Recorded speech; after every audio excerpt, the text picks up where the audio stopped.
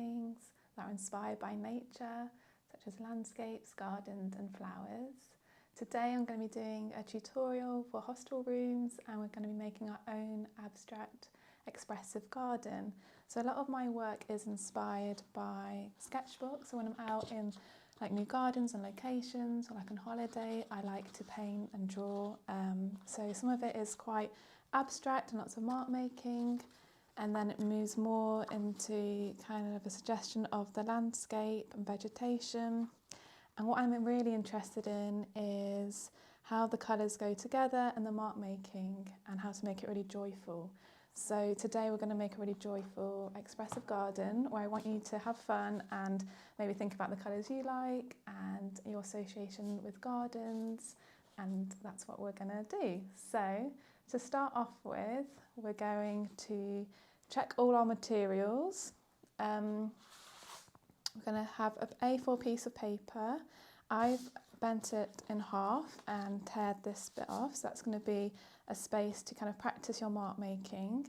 The reason why I've made a square shape is because it's inspired by this piece of work called The Garden, and you can see here it's lots of mark making and lots of depth, and this is inspired by the idea of a garden and looking through into the garden and the kind of colours and things you can see. And also here's some reference images of some flowers and ferns and plants and some paintings. So we're going to be thinking about these as we start our workshop. So we have the piece of paper, A4 piece of paper. We've got our paintbrushes. It doesn't matter if you just have one paintbrush, small or big. You can do a lot with just one, and I'm going to show you what marks you can make with them. And then a selection of acrylic paint. So we're using acrylic paint.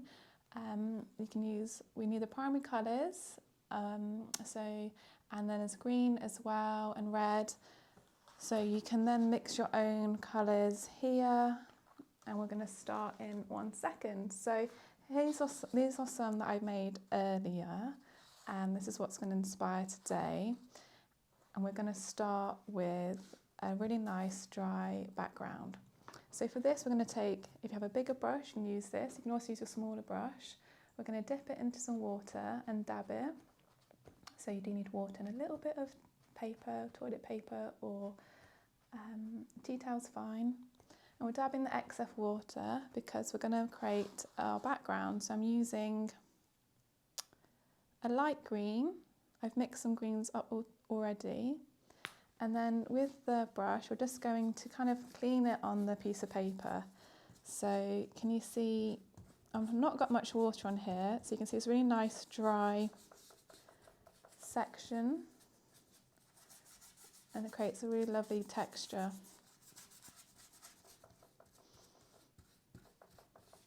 And that's going to be our background for our painting.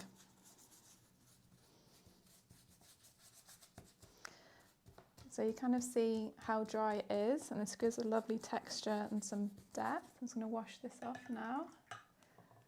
So as we're looking at some of my other paintings here, you can see the background, and we're going to start by adding in some flowers and some plants. So you can use the same brush, or we can use a smaller brush. And I'm going to start off by getting green here and referencing these kind of plants. We're thinking of these.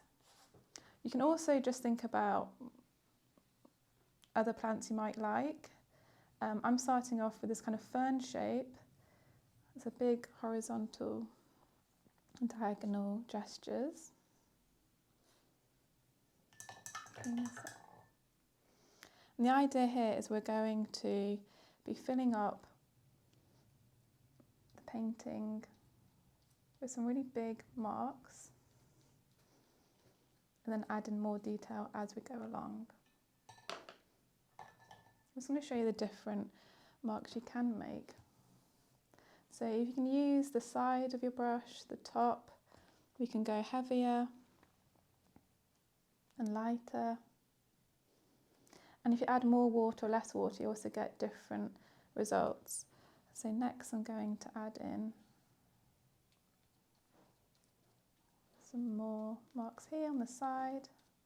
So just have fun with creating the marks. Doesn't matter what size paintbrush you have. We're thinking about the leaf shape.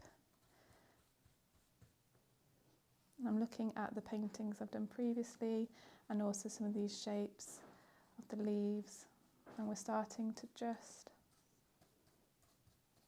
fill in the bigger pieces.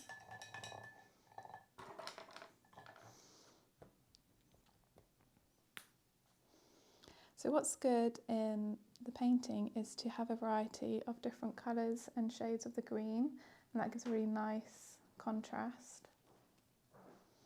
So I'm using the side of the paintbrush. You can see here it might be clearer to see. You can use wiggly. I just want you to kind of experiment with the paintbrush. And we're thinking about maybe looking up at the sky, you're seeing all the leaves coming through, so you could even add in some orange, maybe it's about the sunset behind the leaves.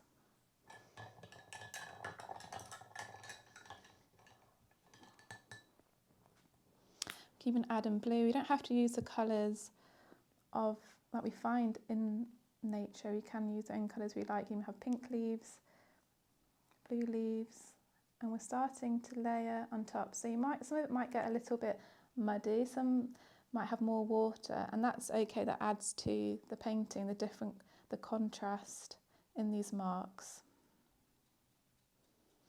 So we've added in quite a few big pieces there. So we've got some ferns and some more leaves here, and this lovely background of kind of like going towards.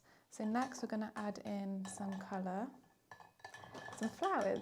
So these are some pieces. You can add in some red and some pink, kind of thinking about the berries or holly or like blossom in the trees. Kind of some darker palette. This is a whole garden. You can add in flowers if you want to as well. So thinking of this, I'm going to clean my brush again and then dab off the excess. I'm using a little round brush. As I said, it doesn't matter what size brush you've got, but for this, I'm going to go smaller and start to add in some smaller marks here. And with the smaller, rounder brush, you see different marks that come through. And what's quite nice about this one as well is if you go sideways like this, and you add in a little bit more water, you can get this lovely kind of petal shape. And as the water dries, you create some really beautiful textures. If you want to be more expressive, you can. So when we're painting this, we're thinking about the whole piece at once. So we want the garden to feel like it's kind of coming out and growing to the edges. So we want each section to be nice and full. You can put lots of detail in one area, but I think for this one it's good to kind of share the love and put it everywhere. So we're adding in more detail.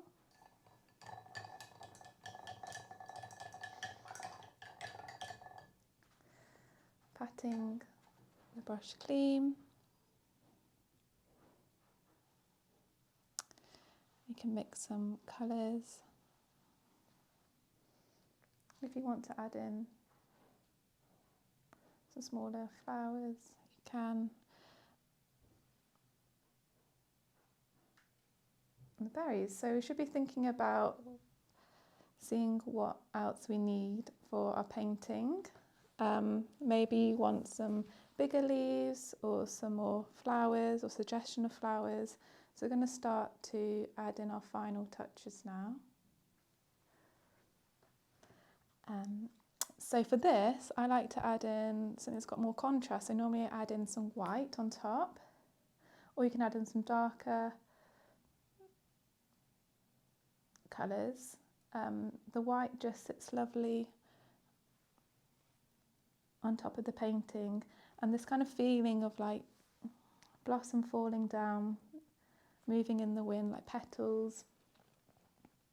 You can be using whatever inspiring you. Maybe it is autumn leaves falling, what season you're interested in.